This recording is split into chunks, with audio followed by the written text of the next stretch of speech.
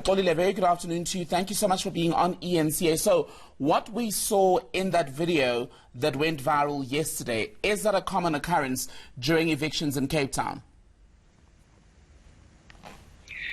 That is a common occurrence. That has happened, if not hundreds of times, thousands of times in the city of Cape Town.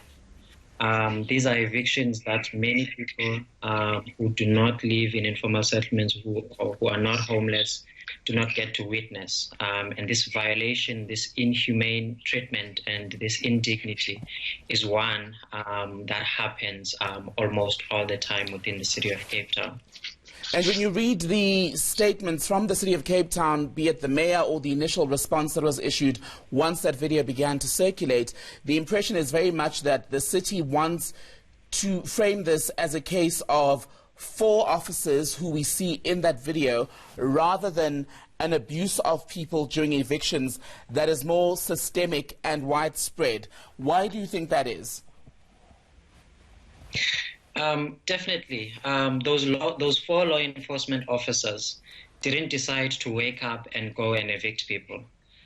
Someone from the city of Cape Town, someone high up within the Human Settlements Directorate or within the Safety and Security Directorate gave an instruction to all those law enforcement officers and the Anti-Land Invasion Unit to go and evict people. And so those are the people that we believe need to be held to account. And also, the city of Cape Town has operated in this manner for a long time. We've called it out on the secrecy on how the Anti-Land Invasion Unit operates. No one knows how they decide to choose which informal settlement to evict, how they decide to say a home is an unoccupied structure or is an occupied structure, how they choose to call it a demolition or an eviction. Those are things that we believe the public needs to know so that we can be able to hold them to account and even assist them in the work that they have to do. Is it safe to say then, listening to you, that if the 4 officers who are suspended are fired, that would not be enough for you as far as justice in this instance? That would not be enough, because these are not the first 4 officers to victimize and treat predominantly poor black people in that manner. And I can tell you, and I can attest that these are not the last. It's not just about the individuals within the city of Cape Town, the individual law enforcement officers.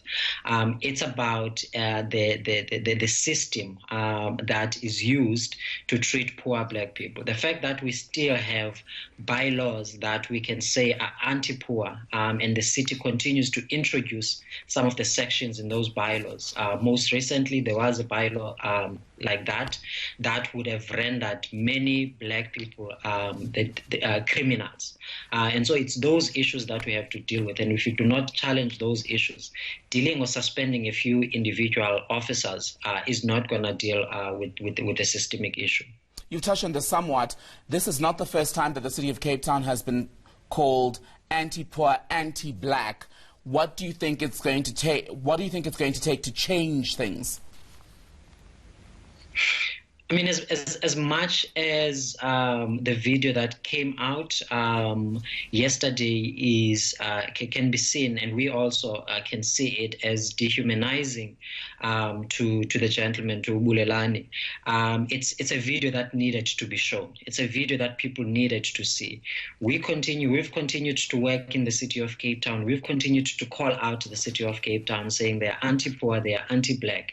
And I think it's not been easy for many people to believe what we are saying, because what we see on the social media and on the media are beautiful table mountains and the beaches that we see. We do not see the ugly anti-black side of the city of Cape Town. And I think it's high time that people get to recognize that the city of Cape Town isn't as beautiful as many claim. The people that are living in places such as Khayelitsha, such as Nyanga, face daily indignities. not only being treated by law enforcement officers, but the fact that many thousands of people are still using bucket toilets to relieve themselves in the year 2020. And without erasing any of what you're saying, as far as dehumanizing evictions in South Africa, it's not something that's limited to the city of Cape Town. You think of Gauteng, the red ants are synonymous with very similar treatment. So across the board, when you look at the response from the mayors and other politicians, do you think that they display a willingness to come back from this sort of brutality and behavior? It's the same treatment. It's the same treatment across. We know, we've seen it with the red ants in Johannesburg. We've seen many members of Abahlali Basemjondolo being victimized. Some of them have been killed. And what we've seen across these municipalities is that Metro Police officials and law enforcement officers act with impunity because there is nobody that is responsible to hold them to account. The only way you can try and hold them to account is to report them to their own municipalities, and we know that they do very little.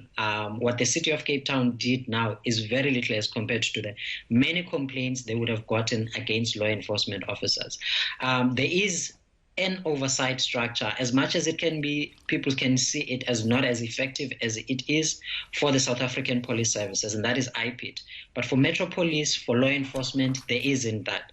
It is high time now, I believe, that the portfolio committee of police needs to look into that, and a structure, an independent body needs to be established so that people can go to hold these individual law enforcement officers to account, but also the leaders of these law enforcement officers. From the Social Justice Coalition, thank you for your time this afternoon.